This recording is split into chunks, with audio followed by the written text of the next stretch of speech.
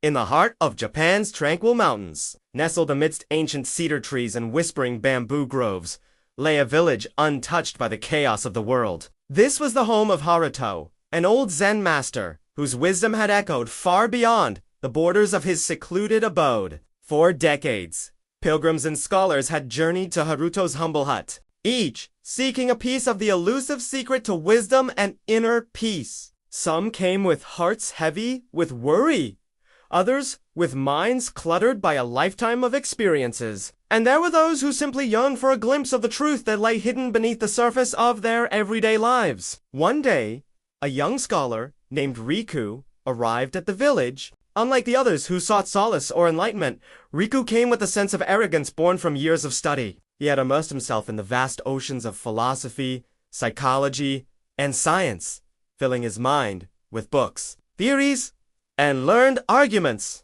Riku believed he had found the answers to life's endless questions, or so he thought. Beneath his confident exterior, his heart echoed with restlessness, a disquiet he could not name, a melody of discontent that played on the strings of his soul. He approached Master Haruto's hut with measured steps, his gaze steady and his shoulders squared. "Master Haruto," he said, bowing politely, "I have read countless books.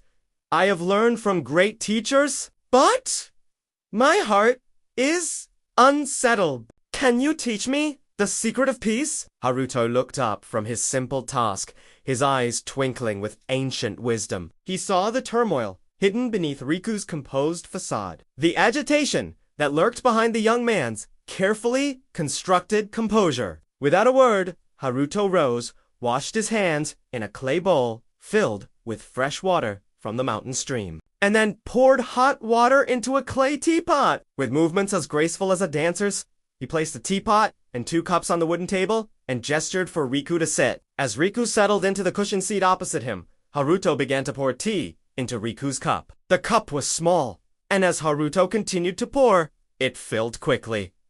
Still, he did not stop. The tea rose above the rim, spilling over the edges and dripping onto the table and the floor. "Stop! The cup is overflowing," Riku shouted, startled by the unexpected display. Haruto calmly placed the pot down, his hands resting lightly on the table, and looked into Riku's startled eyes. "You are like this cup," he said softly, his voice resonating with the quiet strength of a mountain stream. "So full of opinions, thoughts, and knowledge that there is no more room for anything new to enter. If you want peace, if you wish to learn, you must first empty your mind." Riku was taken aback. He had never thought of it that way. All his life, he had prided himself on his vast knowledge, believing that it was the answer to his restlessness. Now this old, simple man in a quiet mountain hut was telling him to empty his mind. 4 days, Riku stayed in the hut, practicing the art of silence, meditating under the ancient cedar trees, and living a simple life of a mountain hermitage. Slowly, the storm of thoughts that had raged in his mind began to fade away. He started to notice the subtle melody of the birds at dawn, the rhythmic dance of his breath, and the majestic stillness of the night sky. One evening, as the sun painted the horizon with hues of gold and crimson, Haruto asked Riku, "What do you feel now?" Riku closed his eyes, savoring the tranquility that had become his constant companion. "I feel empty, yet full," he whispered, surprised by the harmony of those words. "I am no longer chasing answers. I am simply present."